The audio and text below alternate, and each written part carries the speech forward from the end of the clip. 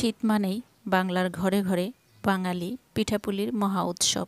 শীত মানেই খেজুর গুড়, আর শীত মানেই নানা ধরনের সবজি। হ্যালো গাইস, আজ আমি তেমনই একটি শীতের সবজি দিয়ে পায়েস রান্নার একটা সহজ রেসিপি নিয়ে চলে এসেছি। আশা করছি আপনাদের কাছে খুব ভালো লাগবে।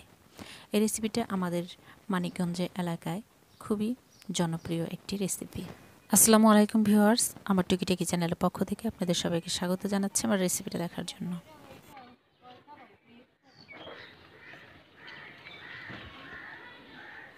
গ্রাম অঞ্চলে আমাদের মানিকগঞ্জের ভাষায় দুধ কদু বা দুধ লাউ বলে থাকে, আর শহরে অঞ্চলে এটাকে বলে থাকে লাউয়ের পায়েস।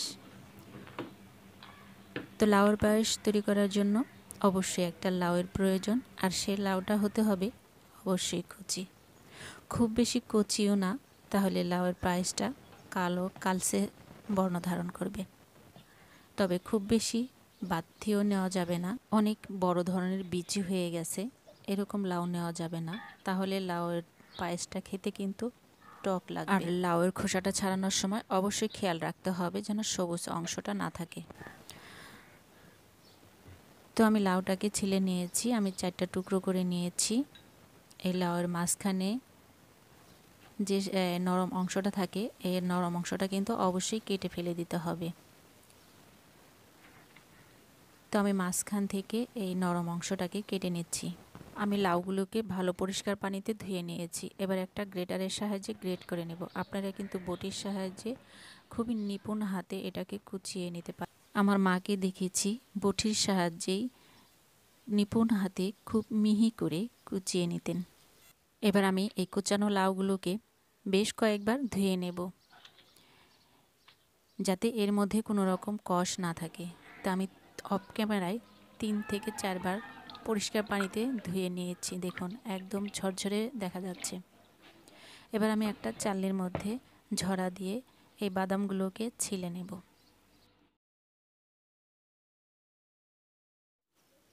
আমার বাদামগুলো কিন্তু ছিলা হয়ে গিয়েছে। এখানে 1 মুঠ পোলার চাউল ভিজিয়ে রেখেছি, গুড়গুলো কেটে রেখেছি। এবার গ্রেট করে ধুয়ে রাখা লাউগুলোকে আমি গরম পানিতে দিয়ে দেব। আমি চুলোতে গরম পানি বসিয়ে দিয়েছিলাম যাতে তাড়াতাড়ি বলকটা চলে আসে। খুব বেশি জাল হলে কিন্তু লাউটা টক হবে, তাই আমি আগে থেকে গরম পানি দিয়ে রেখেছিলাম। তো খুব তাড়াতাড়ি কিন্তু আমার লাউটা বলক চলে এসেছে। পোলার চালটাকে আমি বেটে নিয়েছি। এবার বাদামটাকে আমি আধা বাটা করে নেব। বাদামটা কিন্তু খুব মিহি করে বেটে নেব না, তো আমার বাটা কিন্তু হয়ে গিয়েছে। এবার আমি চাল বাটার মধ্যে 2 চামচ দুধ দিয়ে এটাকে গুলিয়ে নেব, যাতে পায়েসের মধ্যে দিতে আমার সুবিধা হয়।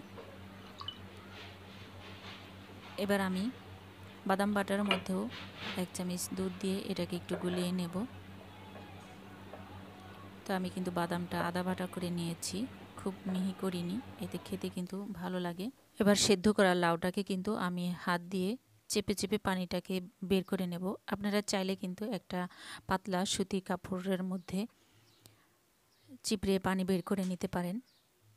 তো আমি এভাবেই চিপড়ে নিচ্ছি হাতে। তো আমার লাউ থেকে পানি বের করা কমপ্লিট হয়ে গিয়েছে। এবার আমি আমার পরিমাণ মতো কিন্তু আমি গুড় দিয়ে দিলাম 2টা এলাচ, দারচিনি, স্বাদ অনুযায়ী লবণ। মিষ্টি জাতীয় খাবারের মধ্যে সামান্য একটু লবণ দিলে কিন্তু স্বাদটা দ্বিগুণ বাড়ে। তো আমি এখন চুলোতে দিয়ে উল্টে পাল্টে নেব। তো দেখুন গুড়ের থেকে কিন্তু প্রচুর পরিমাণে পানি ছেড়ে দিয়েছে। আমি এই পানিটাকে শুকিয়ে নেব। এই পর্যায়ে লাউটাকে কিন্তু অনবরত নাড়তে হবে, নয়তো গুড়টা পুড়ে গেলে কিন্তু পায়েসটা খেতে ভালো লাগবে না। লাউয়ের এই পর্যায়ে আপনারা কিন্তু বক্সে করে ফ্রোজেন করে রাখতে পারেন। যখন আপনাদের খেতে ইচ্ছে করবে তখন দুধের সাথে মিক্সার করলে কিন্তু পায়েস তৈরি হয়ে যাবে, আর এটা অনেক দিন ঘরে ভালো থাকবে। আমার মা এটা করতেন। এদিকে আর একটা চুলার মধ্যে কিন্তু আমি দুধটাকে আরও ঘন করে নিচ্ছি। এই ঘন করা দুধ কিন্তু আমি এই লাউয়ের মধ্যে ঢেলে দিলাম অল্প পরিমাণে। দুধটা আমি অল্প অল্প পরিমাণে দিচ্ছি, কারণ গুড়ের মধ্যে দুধটা ফেটে যাওয়ার সম্ভাবনা রয়েছে। তো আমি অল্প অল্প করে দেব। তো একটু করে দুধ দিয়ে আমি উল্টে পাল্টে দেব। এ পর্যায়ে পায়েসের যে আঠালো একটা ভাব বা ঘনত্ব, সেটা কিন্তু বোঝা যাচ্ছে না। এ পর্যায়ে আমি দুধ দিয়ে যে গুলিয়ে রেখেছি চাল বাটা সেটাকে আমি দিয়ে দিলাম। এবার কিন্তু ঘনত্ব হয়ে গিয়েছে। আর দিয়ে দেব এর মধ্যে বাদাম বাটা দিয়ে আমি একটু উল্টে পাল্টে নেব। উল্টে পাল্টে দিয়ে আমি লাস্ট পর্যায়ে বাকি দুধটা দিয়ে দেব। এই পর্যায়ে পায়েসটাকে 1 মিনিটের মতো উল্টে পাল্টে দেব। তো আমার পায়েসটা কিন্তু একদম রেডি হয়ে গিয়েছে। আমি এখন পরিবেশন করে নেব। তো আমার পায়েসের রেসিপিটা কীরকম হয়েছে অবশ্যই কমেন্ট করে জানাবেন। যদি ভালো লেগে থাকে তাহলে আপনাদের বন্ধুদের মাঝে শেয়ার করে দেবেন।